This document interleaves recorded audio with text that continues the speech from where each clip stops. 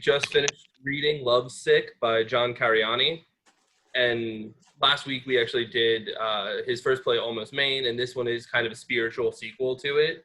So the first thing I want to throw out to everybody is, how does this compare to Almost Maine? What are the differences? What are some of the same topics that come up through it all?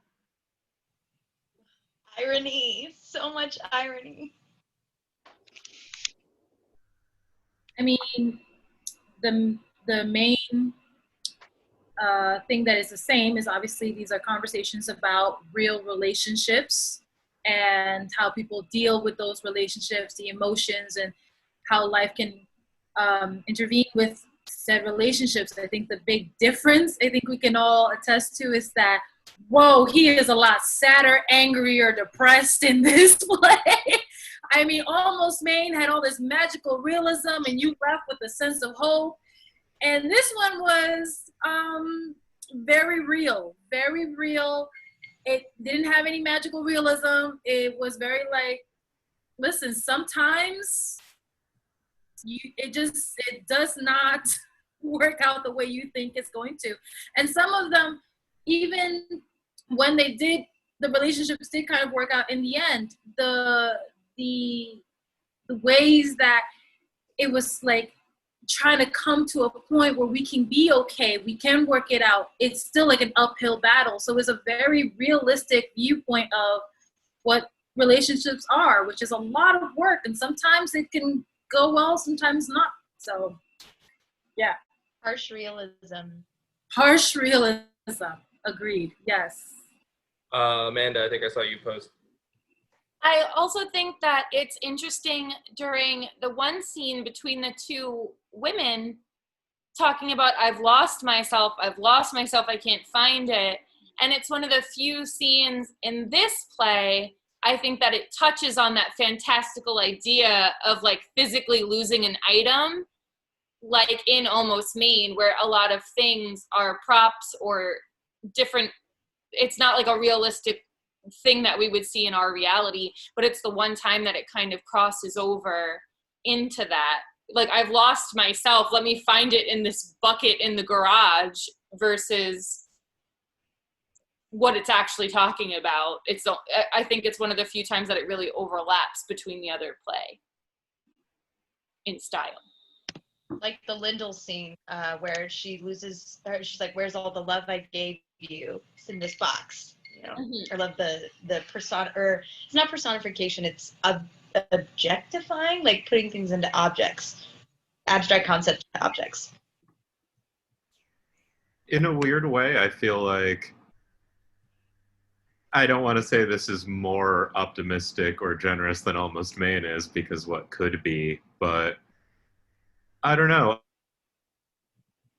Almost Maine, it's using a lot of symbolism and magic to show us the moment when people can kind of put down their pain and get over it. And in this play, it's a lot of watching that moment when people decide to work through it in an honest way, which is not always complete with a wonderful, beautiful ending, but I don't know. There's something really generous about that, and it's the generosity of people having to work stuff out themselves as people, and that's more useful than counting on magic in the sky. Regina? Yeah, I agree with what Amos was saying, and actually what I thought about the play, you know, I read it and I liked it, but seeing all of you infuse your own your own magic into it, I was struck by every scene is something every couple goes through, no matter what. Losing yourself, I'm bored, I want to kill you, and our scene, I need something that's more exciting because we don't touch anymore. How does that happen in a couple? But at the end, so the last scene where they say it's destiny, it's okay to have a relationship that doesn't work out. I mean, I was divorced, but I wouldn't change my life at all. And I felt that he was saying it's okay. This is okay. This is life. And what I liked about all of the performances is that you were all, it was just so realistic. It was painful to listen to some of it. But anyway, so I think it's a really great play. And I think he changed from being young to being a little bit more mature and realistic, but saying we can get through this. And you either decide it's time to move on or it's time to stay together. Okay, that's enough. Anaïs is Hey, I think it's really interesting too, the inclusion of LGBTQ couples in this as well, just because like there's this weird little thing that happens. I don't know how to put this in a way that'll be sensitive, but a lot of what we consider traditional marital strife and problems often get ascribed to like straight relationships, like, oh, like the straights, like, oh, are the straights okay? Like it's very mean-spirited actually, and it's also very untrue, because I mean these kinds of relationship issues where it's like having problems, physical problems, saying I love you and entering these weird marital doldrums with children, like that can happen to anyone. And it was kind of nice in a macabre sort of way seeing that, like yeah, like nope, it's coming for all of us, like, you know, like it's not I don't know, the province of one particular kind of relationship or another. That's all I wanted to say. No, I think that's a really good thing to take into it, and especially, you know, it is a good thing to understand about. It's something I think he goes capture well in this one, as opposed to Almost Maine, is the inclusion of those couples, because it, like you said, it is exactly that. These problems aren't just in heteronormative couples. These problems aren't in, you know, even couples that are like traditionally together, because you see how it changes in their relationships. And one thing I do want to touch on that we've talked a little bit about with the difference between this and Almost Maine is that there is a different level of magical realism in Almost Maine. And I think a lot of that is also set up with the setting. Everything in Almost Maine happens underneath the Northern Lights. And so everything that happens is already imbued with this idea of you're expecting to see something a little different, something a little bit magical. And then we come to Lovesick, and every scene is backdropped by suburbia and a superstore. So like already he's telling us from the beginning, we're not dealing with the magic world of Almost Maine. Everything is going to be a little bit harder to stomach, but the magical realism is still kind of there in the obsessive impulsive couple who kind of build it off really well, and the inability to say I love you, finding yourself in the box, things like that. Amanda. I just want to point out too that on the very first page of the scene work, it says that in the stage directions, this may seem pathetic. It's a Friday night after all, but places like Walmart and Costco are the places where people are most likely to almost find love in over 20 states. And then at the bottom of the page, there's a link to flowingdata.com that says a map of Craigslist missed connections. And so it's all those missed connections that people post on Craigslist, like, I saw you in the supermarket aisle, but I was too nervous to say hi when you were grabbing the last can of Pepsi. And I think there's something really funny about how real that is, but how ridiculous it is at the same time. And it makes fun of it, like, throughout the whole show. So I just wanted to point that out in terms of, like, Northern Lights versus supermarket sort of thing is the same in a way. That's brilliant. Yeah, Shia. I was actually, just to like kind of bounce off of that, it's kind of funny to me because back when I was working, I had a coworker who was a little older than myself, and she would tell us girls when we were single in the office, like, ladies, you got to go to the supermarket to get yourself a husband. That's where I found my husband. And she had this like great tip where, like, if you find a guy who has a shopping cart, he's not single. The guy with the little basket who's only shopping for himself, he's the single guy. And go to the supermarket to find your love. So, like, I feel like this is kind of like a thing. Like, the supermarket's where it's at. You know, forget Match.com. Go to the grocery store. Weirdly enough, after my parents got divorced, my mom was told church is a great place to find a good man, because, you know, he goes to church on Sundays. Clearly, he is a God-fearing person. My stepdad, I don't think has set foot in a church in a while, but he's still great.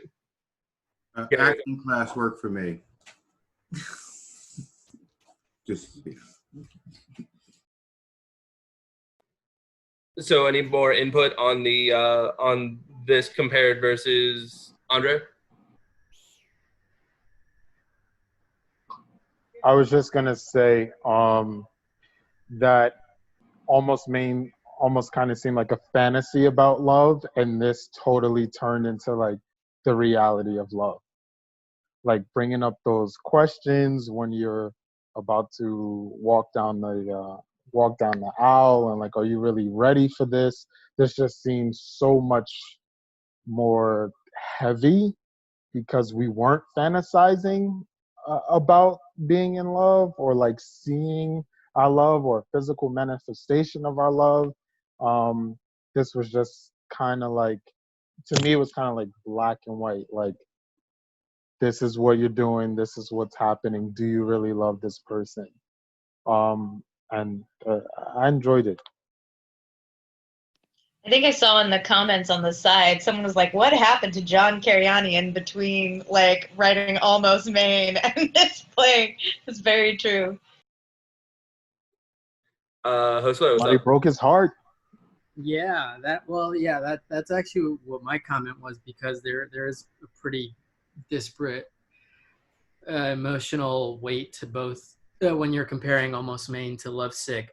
It's weird. It's like Almost Maine is like kind of like how you fall into love. It's all these like, this is how you're sure you're in love.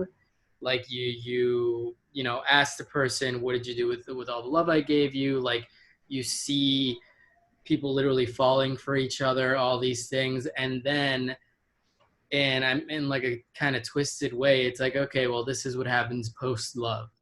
And in a way, it seems like I don't know if he necessarily wants to have a message or is trying to, but it seems like the through line between all of them is like, it takes work because it's not all sunshine and happiness and magical days all the time. And that seems like, I think this has been reiterated by a lot of people, but that seems to be what the crux of this play is. Anaïs, then Ariel. I just wanted to say really quickly too, it's all in the title as well. Like the title isn't actually Lovesick, it's Love/Sick. And like, that's, I mean, it's obviously that's pretty like much hitting it on the nose a little bit, but I don't know. I just thought that really jumped out to me when I first even read it. I was like, oh wow, yeah, this is going to be a lot more intense.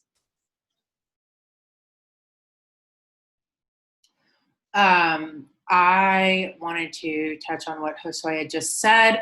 There was a note in the play that really resonated with me. That was like, this play is not for sentimentalists. Like, sentimentalists are people that really believe that it's just gonna work no matter what.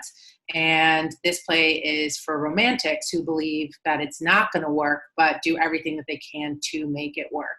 And I feel like that's like the perfect distinction between these two. Like, the magical realism, I feel like really, and everything happening under the northern lights, like I feel like it really plays to the sentimentalist. Whereas this, like everyone is saying, it's about work, it's about reality. It's like, okay, you're not expecting this to work, but what can you do to try and make it work?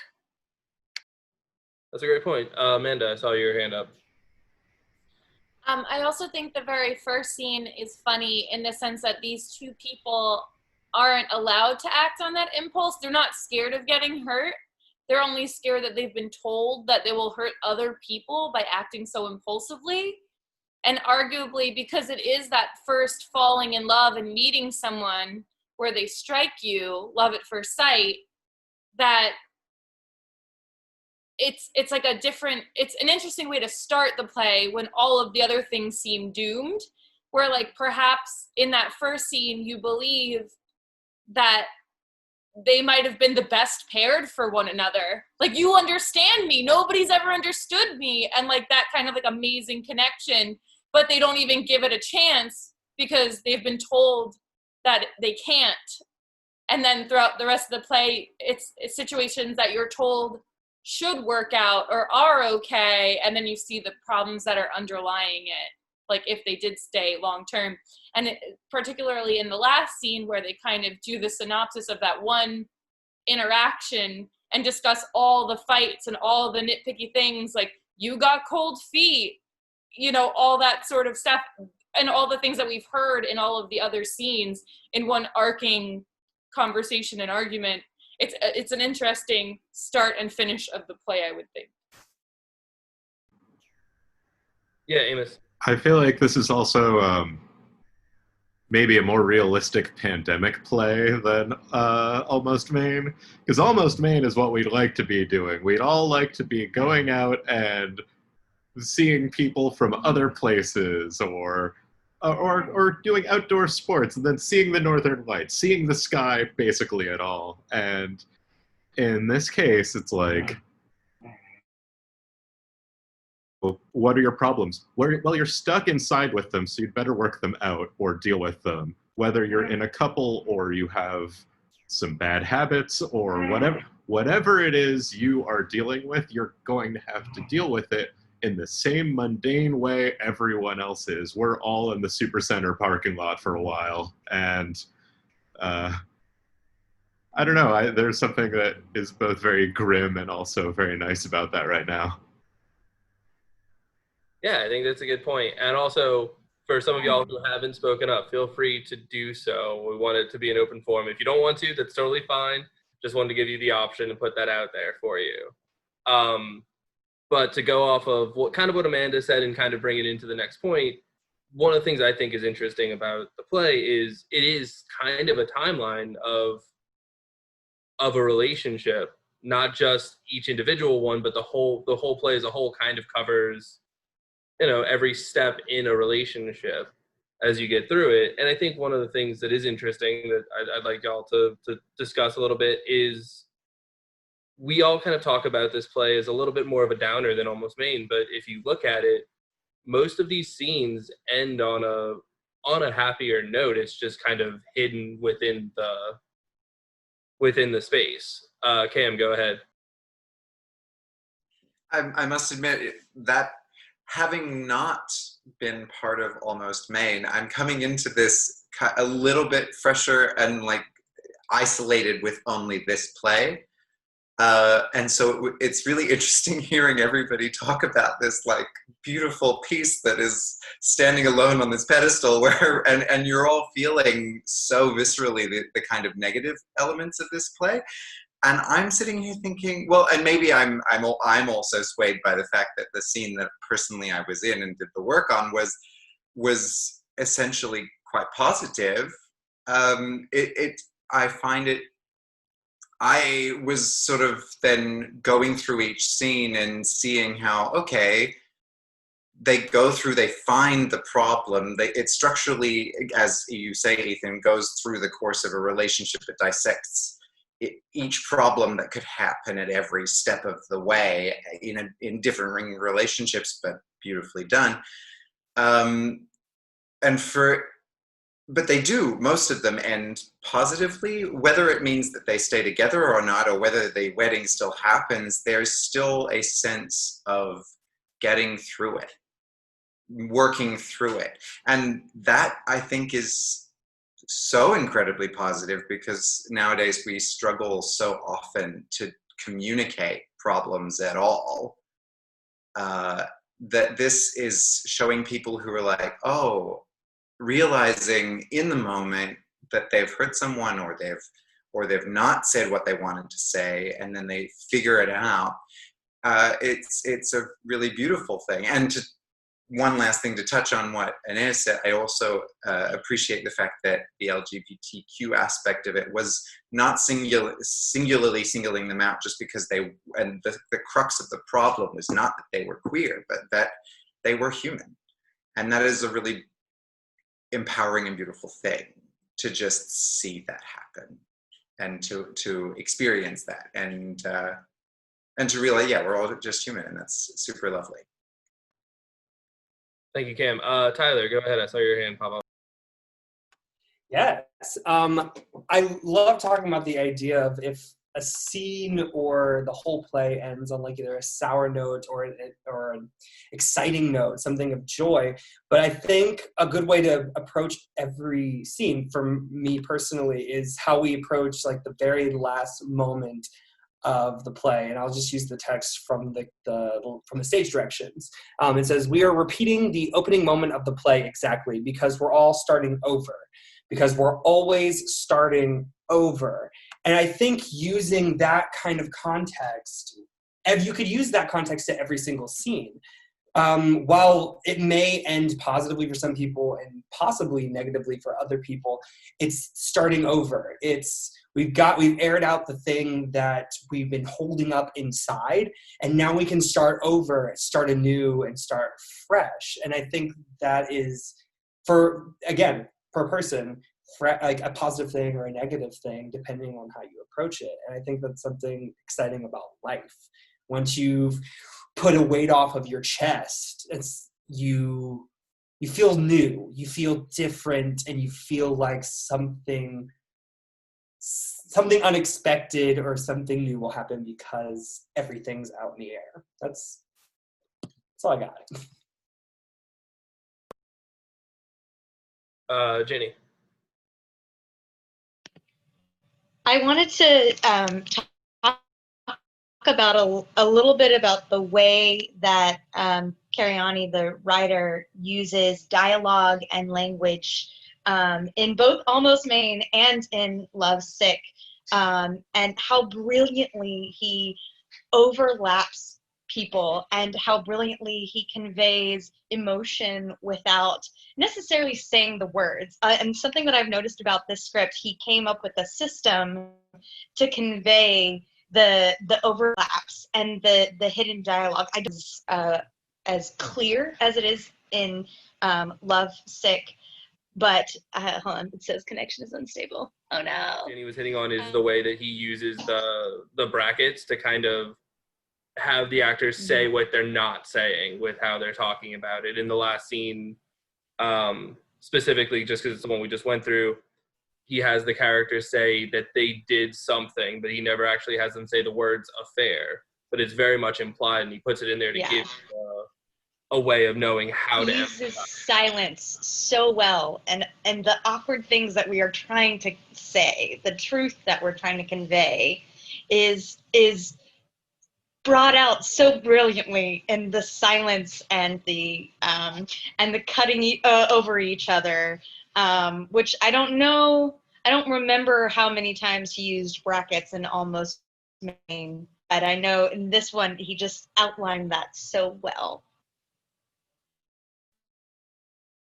Amanda, go ahead. I think on that note, it's so interesting because of his style and how he did create this system of people overlapping and their subtext. Like in so many plays, there's subtext, obviously what they're not saying versus what the lines actually are. And most playwrights kind of leave it up to the actor or the director to convey that. Like what you're saying isn't what you're actually thinking or meaning. But in this play, as someone said before, it's like shoving it in your face as an actor. Like the last scene, like, oh, did you get my themes and what I was talking about? Here you go. Like, oh, did you get the subtext? Did not get this wrong. Like, this is what you're thinking. Don't change it. Like he's very clear on how he wants certain things acted and delivered. Josue. Yeah, I kind of don't like that. I feel like there's no room for interpretation, and it's very much kind of like beat you over the head with what I mean, which I think is great if you really like what he's saying. But I think from an actor's point of view, it's part of my enjoyment when I'm reading a script or lines or anything is like discovering, what if I did this the opposite way? How would that change the scene, or how would the scene look like if we treated this comically over compared to if we treated this, seriously? And that I wish he left that a little bit more open. Cam, then Ginny.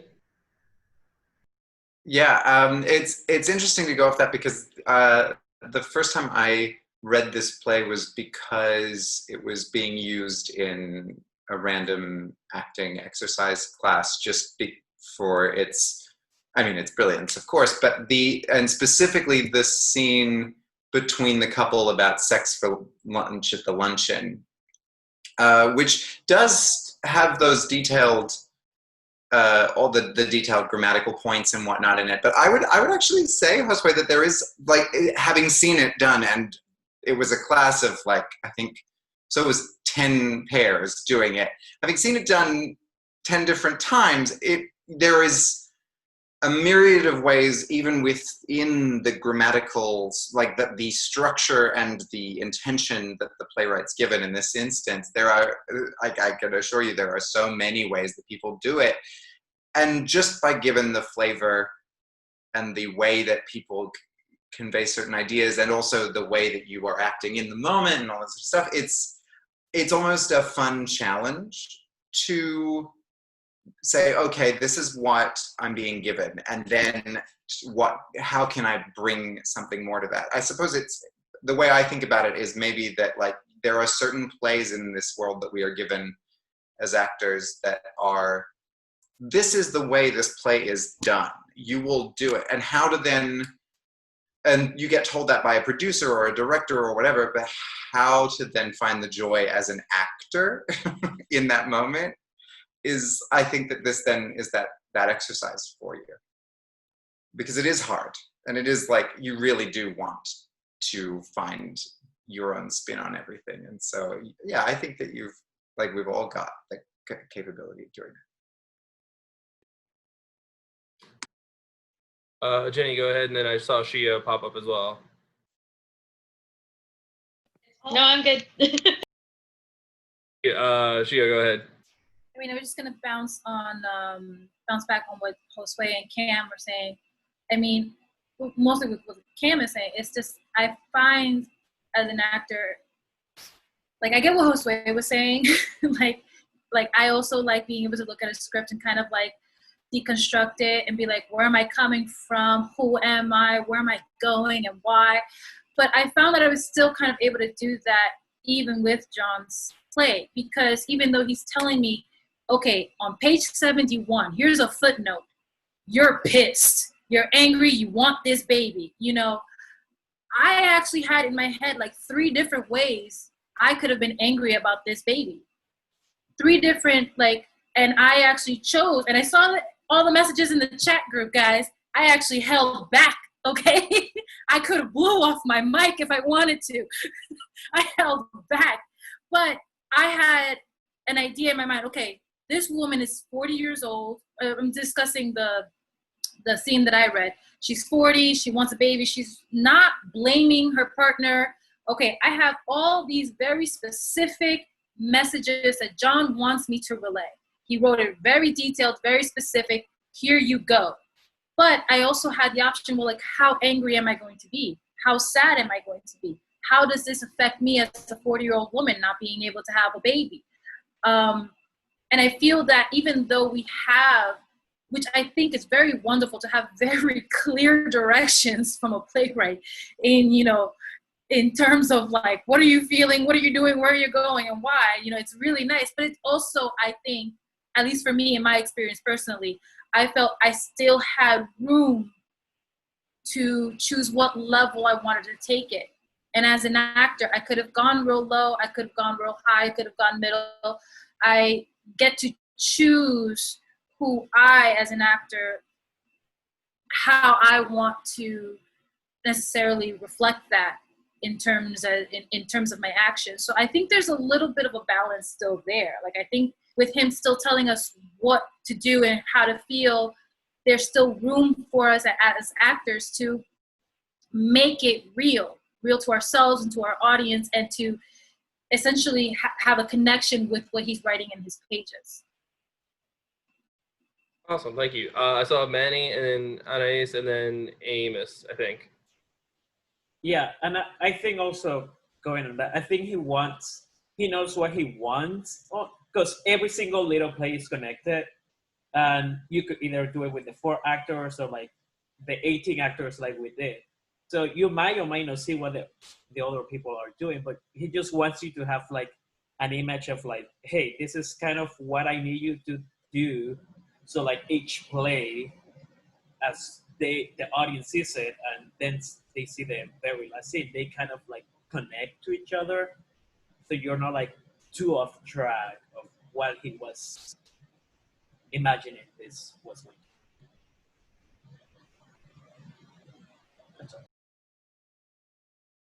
Anaïs? Thank you. And to like reach for the unmute button. Yeah, no, it's interesting. Just going off of what Shio said too, it's like, yeah, I mean, I found myself with, I thought, a really nice amount of wiggle room for how I was going to interpret how mad or how hurt my character would get, like in my particular scene as well. Yeah, like it's interesting too. So the character opposite mine, Abby, and with that exact spelling, is actually my partner's birth name. So there was an added little layer to everything there, and I found myself kind of digging into stuff and was just kind of like, if I was actually mad at my partner, how would I talk to her? Like, how would I do this? Like, you know, and I just kind of came from there, and there's a lot of direction, but at least in my scene, I can't speak for anybody else, but at least in my scene, I thought that it was a nice balance of a lot of direction, like this is what you really should be doing, and also, okay, well, what can I juice out of this? Amos, then Amanda. Oh, well, first off, I don't find the writing to be overly prescriptive. I think it's fine if a writer, especially with any kind of unusual vision, just wants to make sure everyone understands what he's trying to do, even if, you know, it's going to end up coming out in all sorts of different ways.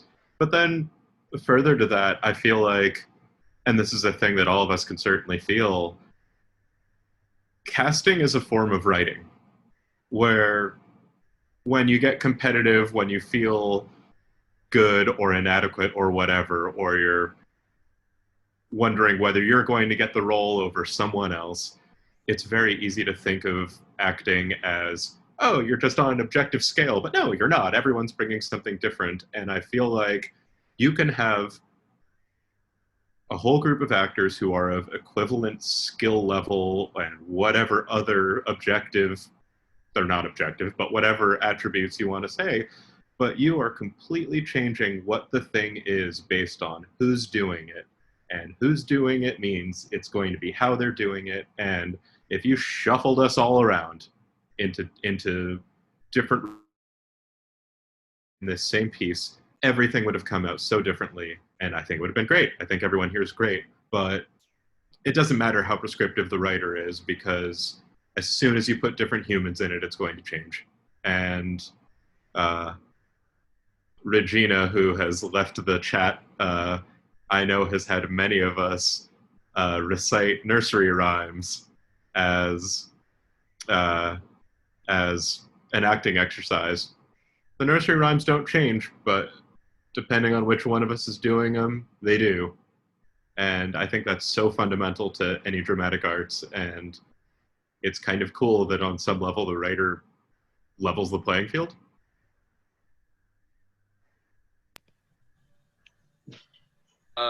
Amanda, I saw Andre's hand after that. Yeah, and I think exactly what you're saying about the nursery rhyme exercise, and it's what you put behind it. And even though he does give a lot of information and backstory and how he wants it to be played, on one hand, when it's a new play, typically when it's being workshopped or anything for a festival or put in front of producers, the playwright may be there to help make sure his vision is correct. So these texts and suggestions are for all the other companies and theater to make sure that his vision stays like how he would have suggested it if he were in the room with you. So it's like a little playwright ghost haunting you while you're doing your production. But that being said, it's also so interesting how because he's telling you to play it one way, there are so many ways to play it, like we were all saying. And I think there's so many different ways that you can play it. And if you were having an argument with your spouse, or like in Ginny's scene with Ethan, where it's the bride and groom and he's got cold feet. I mean, in the comments I joked, I was like, I would murder him, but it's someone you care about. So would I have really screamed at my groom on that day? It seems like a more obvious choice to scream at him, and it wouldn't have left to such like a human connection because they do care about each other. So leaving it where you can't just choose the very obvious choice of like losing your shit, like talking to somebody, it makes you think of a different reaction, like how angry would I get, like Shio said.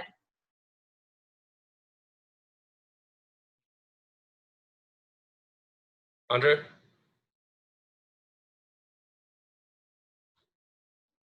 No, I was just gonna say the same thing everyone else is saying. I think even though he gives so much direction, there's so many ways you can play a thing. And at the same time, though, like he is the playwright. Like he wants to see his vision, and as actors, we have to somehow deliver that vision. I mean, we get to play with it a lot, you know, and in terms of levels, but like it's this man's vision, and you got to make sure we're meeting that. It's our job to meet that, right? So